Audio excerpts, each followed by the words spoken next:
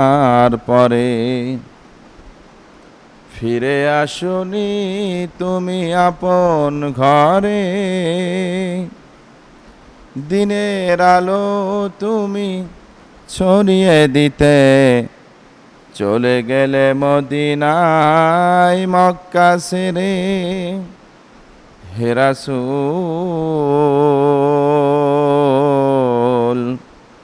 তোমাকে ভুলি আমি কেমন করে, হে রাসূল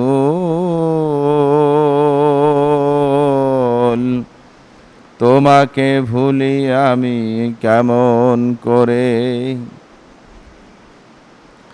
মাহাজাজ মহতরম, ঐতিহ্যবাহী সুইগ্রাম পুরাতন জামে মসজিদ ইয়াউমুল জুম্মা আগত সম্মানিত মুসল্লি বৃন্দু, সম্মানিত এলাকাবাসী, সকলের প্রতি আন্তরিক সালাম মোবারকবাদ। আসসালামু আলাইকুম ওয়া রাহমাতুল্লাহি ওয়া বারাকাতুহু। রবের শুকরিয়া জ্ঞাপন করি যে আল্লাহ পাক রব্বুল আলামিন আপনাকে আমাকে সম্মানিত করেছেন, ইজ্জত দিয়েছেন। আজকে আল্লাহ পাকের অশেষ কৃপায় আমরা জুম্মার দিন আল্লাহর গোলামির জন্যই এখানে আসার সুযোগ পেয়েছি, বসার সুযোগ পেয়েছি, আল্লাহ তাআলা করে দিয়েছেন। এজন্য শুরুতেই রবের শুকরিয়া আমরা সকলেই বলি আলহামদুলিল্লাহ। দরুদ এবং সালাম বর্ষিত হোক বিশ্ব মানবতার মুক্তির দিশারি আকায়ে নামদার তাজদারে মদিনা আহমদ মুস্তাফা মুহাম্মদ মুস্তাফা, যে নবীকে উসিলা করে গোটা পৃথিবীকে আল্লাহ সাজিয়েছেন, যার শানে যার ইজ্জতে আজকে আমরাও সম্মানিত হয়েছি। শুরুতেই তার প্রতি দরুদ, সকলেই বলি সাল্লাল্লাহু আলাইহি ওয়াসাল্লাম। আমরা শ্রদ্ধা ভরে স্মরণ করছি, দোয়া করছি তাদের জন্য যারা পৃথিবীতে এসেছেন এবং আল্লাহর জমিন আল্লাহর দিন কায়েমের চেষ্টা চালিয়েছেন। সর্বোপরি আমরা দোয়া করছি আমাদের পরিবার থেকে যারা ইন্তেকাল করেছেন, আল্লাহ পাক রব্বুল আলামিন সকলকে নাজাত দিয়ে জান্নাতের ফয়সালা করুন। সকলেই বলি আল্লাহুম্মা আমিন। সম্মানিত উপস্থিতি, আজকে এমন একটি গুরুত্বপূর্ণ বিষয় আলোচনা যেটি আমাদের গত জুম্মায় করার কথা ছিল। তো গত জুম্মায় আমার অনুপস্থিতির কারণে আলোচনাগুলো করা হয়নি। তো আজকে আমরা সেই বিষয়গুলো আমরা গুরুত্ব সহকারে আপনাদের খেদমতে কিছু কথা বলার চেষ্টা করব। আল্লাহ পাক রব্বুল আলামিন আমাকে কিছু কথা বলা, আপনাদের ধৈর্য সহকারে শ্রবণ করার তৌফিক দান করুন। সকলেই বলি আল্লাহুম্মা আমিন। সম্মানিত উপস্থিতি, পবিত্র কালামুল্লাহ শরীফ, পবিত্র কুরআনুল কারীম সূরা আন-নিসা, সূরা আন-নিসার 85 নং আয়াত, আমি একটি মাত্র আয়াত তেলাওয়াত করেছি। এই আয়াতের ব্যাখ্যা অনুযায়ী আমাদের যে প্রেক্ষাপট, আমি এই বিষয়টা নিয়ে আলোচনা করব ইনশাআল্লাহ। আল্লাহ পাক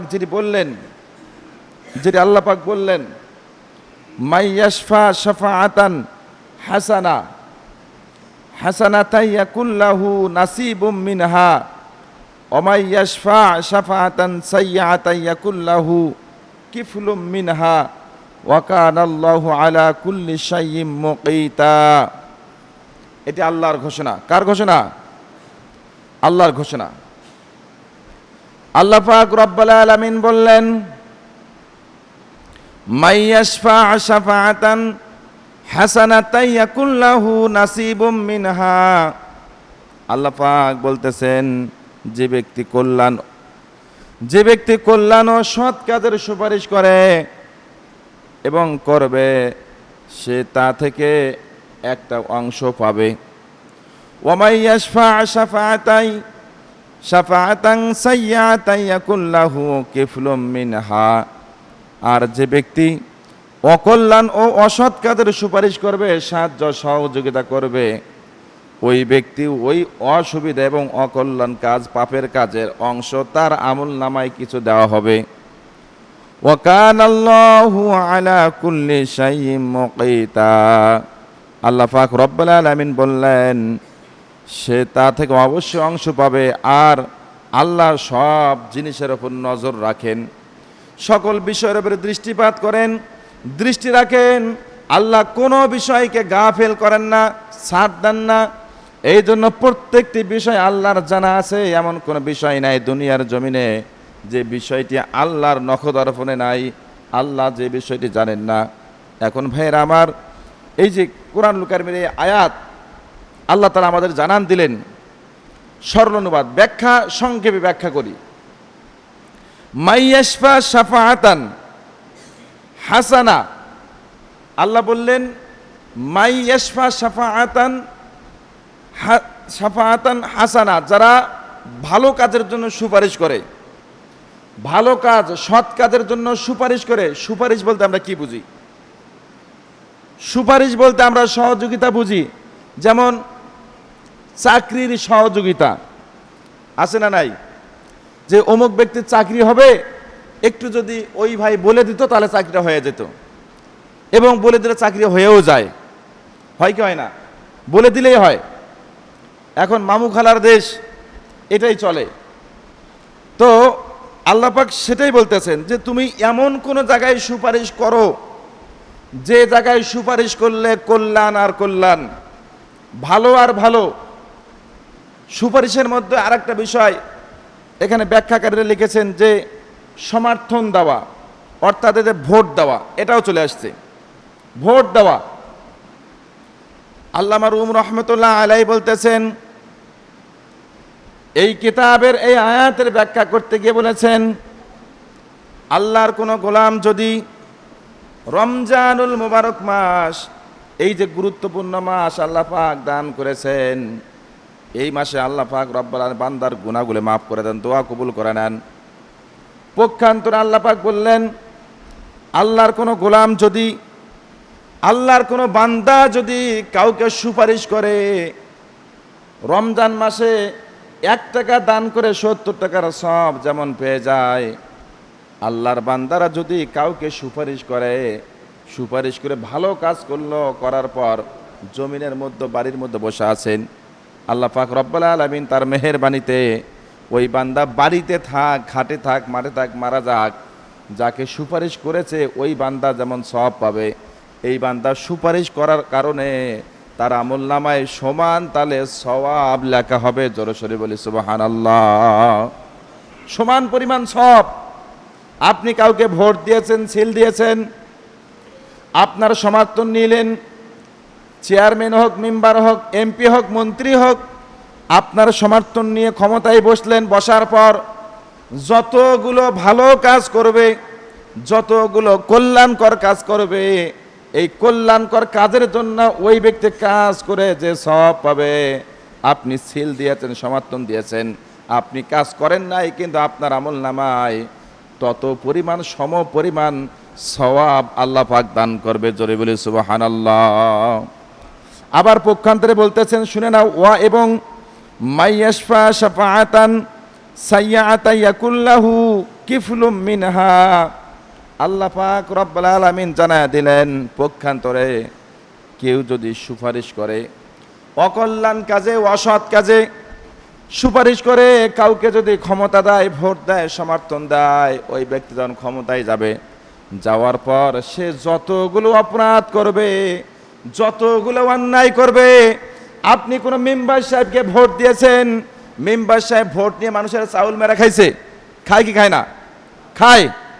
এই যে বর্তমান সময় এই যে দোস্ত মাতার কার্ড হচ্ছে, আমি এলাকায় দেখলাম যে কার্ড থেকে কত টাকা সে কতদিন আগে নিয়ে রাখছে এই কার্ড করে দেওয়ার কথা বলে। সরকার তো টাকা নেয় না, আপনি নেন কেন? ভাইয়েরা আমার, যারা তাদেরকে ভোট দিল, ভোট দেওয়ার কারণে মেম্বার হলো, মেম্বার হয়ে যারা দোস্ত মাতার কার্ড দেওয়ার বলে, যারা দোস্ত মাতার কার্ড দেওয়ার ছলে অজুহাত দিয়ে যারা মানুষের কাছে তারা টাকা হাতিয়ে নিচ্ছে, ওই ব্যক্তি পাপ করলো না সওয়াব করলো? এটা পাপের কাজ কি নয়? নিঃসন্দেহে পাপের কাজ। আল্লাহ পাক বলতেছেন, ওই ব্যক্তি পাপ করতেছে, পাপ করে পাপী হলো, কিন্তু আমরা তো পাপ করি নাই, আমরা শুধু ভোটটা দিছি মাত্র। আল্লাহ পাক বললেন তুমি ভোট দেওয়ার কারণে সমপরিমাণ পাপের ভাগী তোমাকে হতে হবে, সমপরিমাণ পাপে তোমাকে, পাপের ভাগ তোমাকে দেওয়া হবে, নিতে হবে।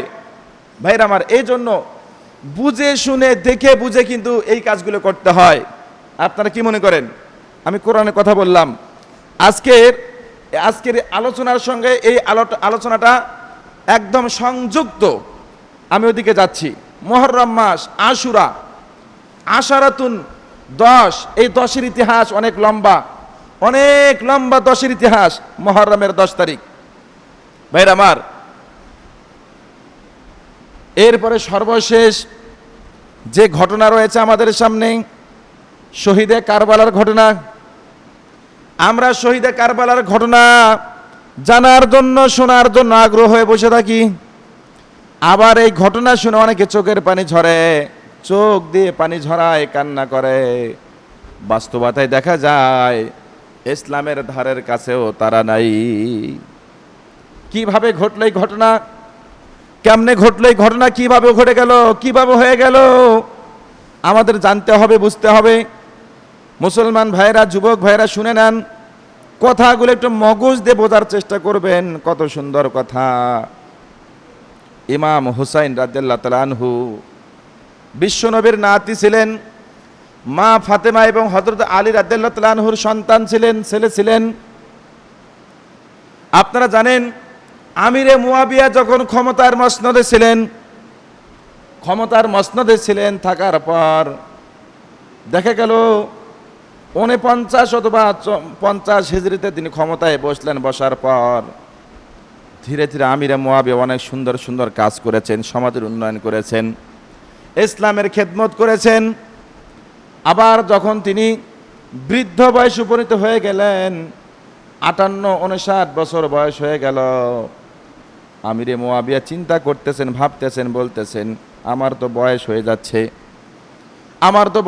যাচ্ছে, আমার পরবর্তী দায়িত্ব কে পালন করবে? কাকে দায়িত্ব দেওয়া যায়? কে এই বিষয়ের জন্য যোগ্য ব্যক্তি, ক্ষমতার জন্য যোগ্য ব্যক্তি, পারফেক্ট কে হবে? আমিরে মুয়াবিয়া তিনি সকলকে খোঁজ খবর করতে লাগলেন, বললেন, জানান দিলেন। এবার লোকেরা তারা ইমাম খুঁজতেছেন, নেতা খুঁজতেছেন। আমিরে মুয়াবিয়া খোঁজ খবর দিয়ে দেখলেন তার সন্তান ইয়াজিদ তিনি হলেন পারফেক্ট লোক, তিনি হলেন অরিজিনাল লোক, যাকে ক্ষমতা দেওয়া যায়, ক্ষমতা পরিচালনার জন্য সম্পূর্ণ যোগ্যতায় তার আছে। তবে একটা বিষয়ে ঘাটতি, সেটা হলো তাকওয়ার একটু ঘাটতি আছে। কোন বিষয়ে ঘাটতি আছে? তাকওয়ার ঘাটতি, আল্লাহর ভীতি, খোদা ভীতির ঘাটতি রয়েছে। এরপরে আব্দুল্লাহ ইবনে ওমর, আব্দুল্লাহ ইবনে আব্বাস, তারা ছিলেন বড় বড় ওলামায়ে কেরাম ছিলেন সে সময়, বিশাল হাদিস বিশারদ ছিলেন তারা, হাদিসের পণ্ডিত্য অর্জন করেছিলেন, কোরআনের ব্যাখ্যাকারী হিসেবে তারা ছিলেন। এখন তাদেরকেও বলা হলো কাকে নিয়োগ দেয়া যায়। যখন আমিরে মুয়াবিয়া নিজে যখন সন্তানের নাম প্রস্তাব দিয়েছেন, কেউ আর উইথড্র করতে পারছে না। তবে পরামর্শ তারা দিচ্ছে যে আমিরে মুয়াবিয়াকে বলতেছেন আপনার সন্তান ইয়াজিদের চাইতেও বিশ্বনবীর কলিজার টুকরা ইমাম হুসাইন যোগ্যতায় অনেক দূরে গিয়েছে। প্রস্তাব তারা দিয়েছেন, কিন্তু প্রস্তাব গ্রহণ তাৎক্ষণিকভাবে তিনি করেন নাই। না করার কারণে ঝামেলার সৃষ্টি হয়েছে, অনেক অনেক অনেক ঝামেলা তৈরি হয়েছে, যেগুলো আপনারা সামনে বুঝতে পারবেন ইনশাল্লাহ। আমিরে মুয়াবিয়া আলেম ওলামাদের সঙ্গে পরামর্শ করলেন, জানান দিলেন কাকে নিয়োগ দেওয়া যায়। পরামর্শের ভিত্তিতে ইয়াজিদের নাম ঘোষণা দেওয়া হলো। মুয়াবিয়ার পর যিনি ক্ষমতার চেয়ারে বসবেন। এরপরে ধীরে ধীরে 61 হিজরিতে তিনি ইন্তেকাল করলেন। করার পর আমিরে মুয়াবিয়া ইন্তেকাল করলেন, তার সন্তান ইয়াজিদ। তখন তিনি বাহিরে ছিলেন, দেশেও ছিলেন না। বাবার ইন্তেকালের খবর শুনে তিনি দেশে ফেরার চেষ্টা করতেছেন। দেশে ফিরতে লেট হওয়ার কারণে তিনি এসে বাবার জানাজাটুকু পান নাই, বাবাকে মাটিও দিতে পারেন নাই। তবে এতটুকু জেনেছেন যে তার নাম খলিফা হিসেবে নিযুক্ত করা হয়েছে, তাকে খেলাফতের দায়িত্ব দেওয়া হবে। বন্ধুগণ, এমনি করে ঘোষণা হয়ে গেছে। নাম ঘোষণার পর সব কিছু তৈরি হয়ে গেল, রেডি হয়ে গেল। এবার তিনি ক্ষমতার চেয়ারে বসলেন। হযরত আলী রাদিয়াল্লাহু তাআলা আনহু ও তার সন্তান, যোগ্য সন্তান ইমাম হুসাইন রাদিয়াল্লাহু তাআলা আনহু, তিনি তখন চিন্তা করলেন যে বর্তমান যে পরিবেশ দাঁড় হয়েছে, এই পরিবেশ আমাদের কন্ট্রোল করতে হবে, হেফাজত করতে হবে। ঝামেলা ছিল একটি মাত্র, সেটা হলো ইমাম হুসাইন রাদিয়াল্লাহু তাআলা আনহু সহ আব্দুল্লাহ ইবনে আব্বাস, আব্দুল্লাহ ইবনে ওমর রাদিয়াল্লাহু তাআলা আনহু, তারা সকলে মিলে পরামর্শ করলেন যে ইয়াজিদের পর ক্ষমতায় বসতেছেন, মুয়াবিয়ার পর ক্ষমতায় বসতেছেন ইয়াজিদ, অর্থাৎ মুয়াবিয়ার সন্তান।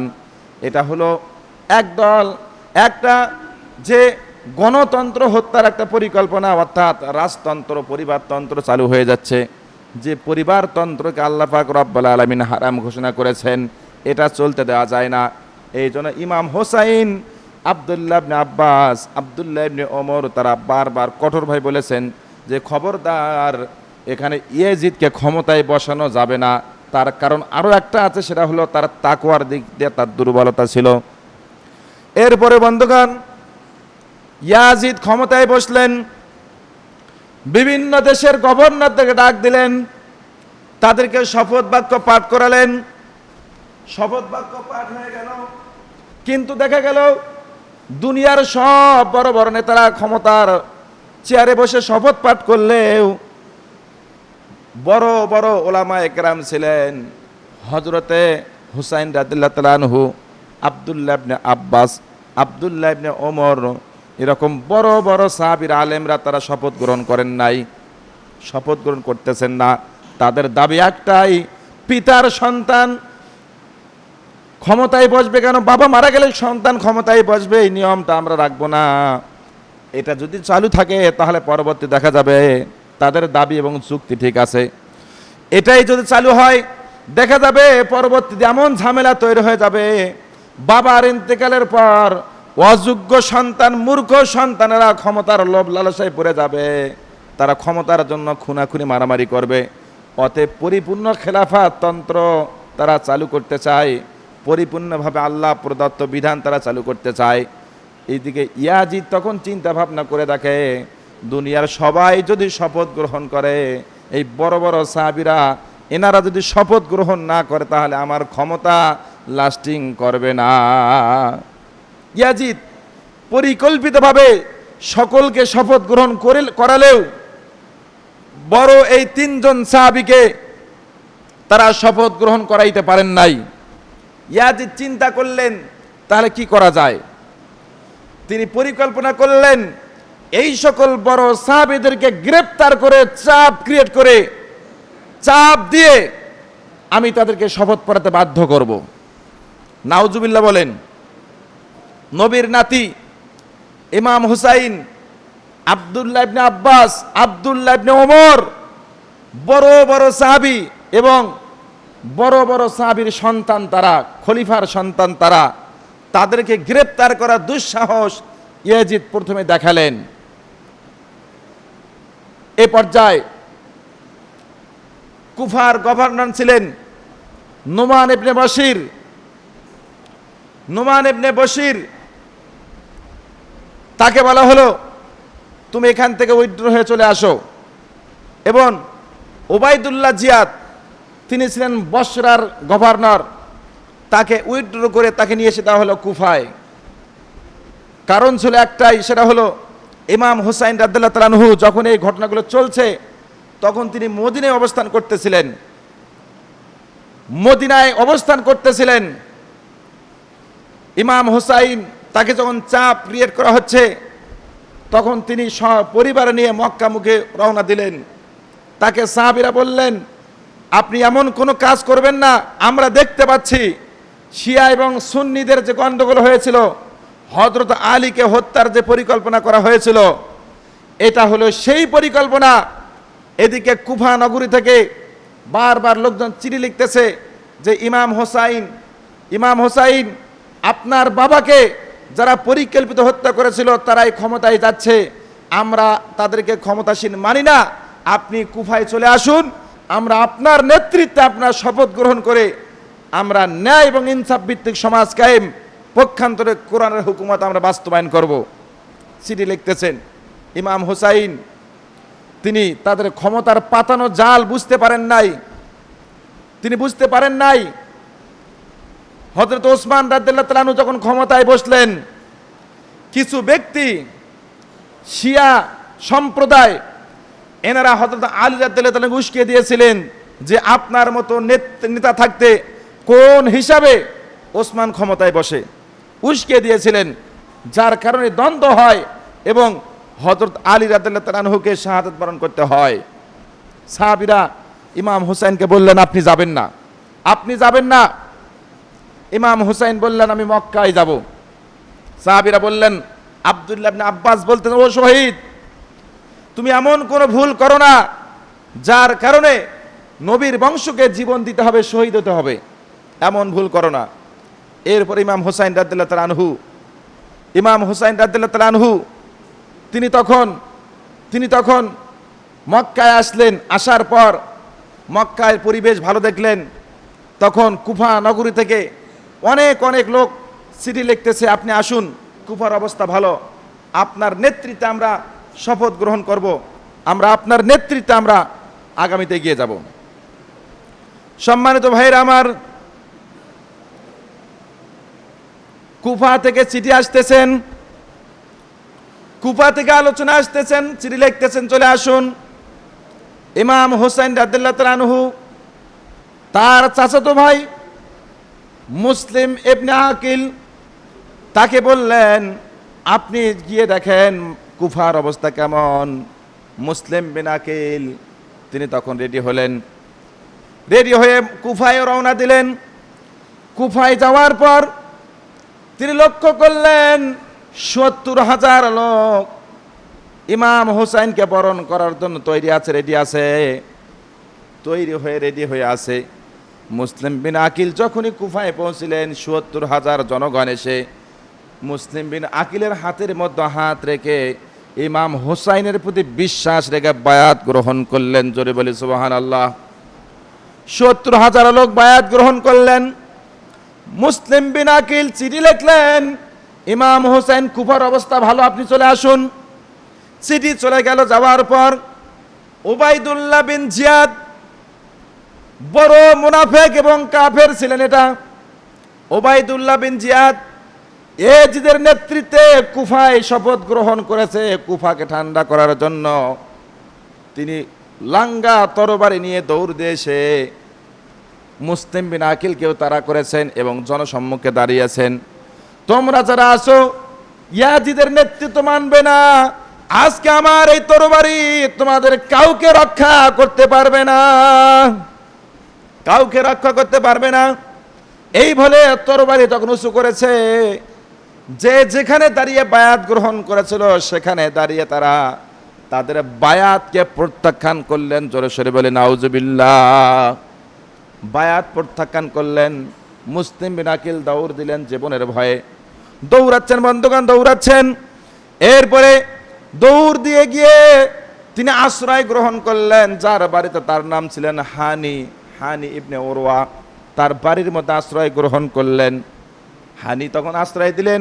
তিনি ইমাম হুসাইনকে বিশ্বাস করেন, আলীকে বিশ্বাস করেন, বিশ্বনবীর প্রতি পরিপূর্ণ আস্থাদার ছিলেন। হানির ঘরের মধ্যে আশ্রয় নিলেন মুসলিম বিন আকিল। এইদিকে ইয়াজিদ বাহিনী খোঁজ খবর করতে করতে তাকে খুঁজে পায় না। যেখানে পাওয়া যাবে মুসলিম বিন আকিলকে গ্রেপ্তার করতে হবে। ততক্ষণে মুসলিম বিন আকিলের লেখা চিঠি মক্কা মুখে রওনা দিয়েছে, চিঠি চলে গিয়েছে। এবার হানিকে বলতেছে, মুসলিম বিন আকিল বলতেছে, ভাই যে কোনো মূল্যে একটা চিঠি লিখতে হবে যাতে করে ইমাম হুসাইন কুফায় না আসে, কুফার অবস্থা ভালো না। যেহেতু আমি প্রথম চিঠি লিখেছি কুফার অবস্থা ভালো, আপনি চলে আসেন। আমি দ্বিতীয় চিঠি লিখতে চাই যে কুফার অবস্থা খুবই ভয়াবহ, আপনি আসবেন না, এমন একটা চিঠি আমি লিখতে চাই। বন্ধুগণ এইভাবে মুসলিম বিন আকিল হানির বাড়ির মধ্যে অবস্থান করতেছেন। এইদিকে উবাইদুল্লাহ বিন জিয়াদ অস্ত্র নিয়ে লোকজন নিয়ে খুঁজতেছে, কোথায় গেল কোথায় গেল, খুঁজে পাওয়া যায় না। বেশ কিছুদিন হয়ে গেল, খুঁজে পাওয়া যায় না। খুঁজে না পাওয়ার কারণে তিনি গোয়েন্দা সেট করলেন, যাও যাও যাও খুঁজে দেখো কোথায় পাওয়া যায়। গোয়েন্দা দিয়েও কাজ হচ্ছে না। এরপরে তিনি নামধারী কিনু ব্যক্তিকে মুসলমান বানালেন, যারা মুসলমান নয়, নামাজ কালামও পড়ে না, ইসলামও গ্রহণ করে নাই। মাথার মধ্যে পাগড়ি দেওয়া হলো, গায়ের মধ্যে জুব্বা দেওয়া হলো, সুন্দর লেবাস পরে দিয়ে বলা হলো, তোমরা মুসলমান সেজে ইমাম মুসলিম বিন আকিলের ভাই সেজে খোঁজ করে দেখো কোথায় আছে। কিছু লেবাসধারী লোকজন খোঁজা শুরু করলেন, খুঁজতে খুঁজতে পেলেন না। হানির বাড়ির সামনে মসজিদ, 5 ওয়াক্ত নামাজ হয়, সেখানে গিয়ে আশ্রয় নিলেন। নামাজ পড়তেছেন আর চোখের পানি ছেড়ে কান্না করেন। মানুষকে দেখায় যে আমরা মুসলিম বিন আকিলের ভাই, ভাইয়ের বিপদে আমরা ভাইয়ের পাশে দাঁড়ানোর জন্য এসেছি। এইভাবে যখন দেখা গেল তারা ওখানে দাঁড়িয়ে দাঁড়িয়ে বিভিন্নভাবে খোঁজাখুঁজি করতেছে, খুঁজতেছে, কিন্তু খুঁজে পায় না। এবার হানি তাদেরকে বললেন, তোমরা আসলে কারা? তখন তারা বললেন, আমরা মুসলিম বিন আকিলের আপন ভাই, ভাইয়ের বিপদে ভাইকে উদ্ধারের জন্য এসেছি। বিশ্বাস হয় না। এরপরে তারা বললেন, আমাদের সত্য বলছে, আমাদের আপন ভাইনি। বন্ধুগণ, এমনি করে বলার পর দেখা গেল হানির মনটা নরম হয়ে গেল। হানি তখন বলতেছেন, আমার বাড়ির মধ্যে তোমাদের ভাই মুসলিম বিন আকিলকে আমি জায়গা দিয়েছি। বলার সঙ্গে সঙ্গে এরা পাগড়ি খুলে চটকা দিল, জুব্বা খুলে ফেলে দিল, টুপি খুলে ফেলে দিল। তারা অস্ত্র বের করে সঙ্গে সঙ্গে হানিকে গ্রেপ্তার করলেন। জোরে বলেন আউযুবিল্লাহ। গ্রেপ্তার করলেন। গ্রেপ্তার করার পর মুসলিম বিন আকিল বুঝতে পেরেছেন যে ঝামেলা। তিনি বাড়ি থেকে বেরিয়ে আসলেন। আসার পর তিনি সৈন্যবাহিনী জড়ো করলেন। তাফসীর কারকরা লিখতেছেন, ব্যাখ্যাকার লিখতেছেন, তিনি 4000 লোক সংগ্রহ করলেন। 4000 লোক নিয়ে উবাইদুল্লাহ বিন জিয়াদের বিরুদ্ধে সংগ্রাম করার জন্য প্রস্তুত নিলেন। এরপর বন্ধুগণ, সময় একটু লেন্দি হচ্ছে। তাৎক্ষণিক সময়ের মধ্যে উবাইদুল্লাহ বিন জিয়াদ বিশালভাবে সৈন্যবাহিনী নিয়ে এসে মোকাবেলা করবেন। দেখা গেল মুসলমানরা বুক দিতে জানে, পিঠ দিতে জানে না, জীবন দেবে, রক্ত দেবে, মাথা নত করবে না। তখন তারা কৌশল অবলম্বন করলো। যারা মুসলিম বিন আকিলের পক্ষে ছিলেন তাদের পরিবার লোকজনকে বললেন, স্ত্রীদেরকে বললেন, যাও তোমার স্বামীকে ফিরে নিয়ে এসো। মাদেরকে বললেন, যাও তোমার সন্তানকে ফিরে নিয়ে এসো। সন্তানকে বললেন, যাও তোমার বাবাকে ফিরে নিয়ে এসো। এবার পরিবারের লোকজন গিয়ে তাদেরকে বুঝাচ্ছে, কি দরকার মারামারি করা, চলে আসো, বুঝে বুঝে ডাকতেছে। এবার মুসলিম বিন আকিল 4000 লোক নিয়ে দাঁড়িয়েছিলেন। তিনি একটু পর দেখলেন 4000 লোকের মধ্যে 3000 নাই, 1000। আবার একটু পর তাকিয়ে দেখেন আরো 500 নাই। একটু পর তাকিয়ে দেখে আরো 300 নাই। একটু পর তাকিয়ে দেখে আরো 200 নাই।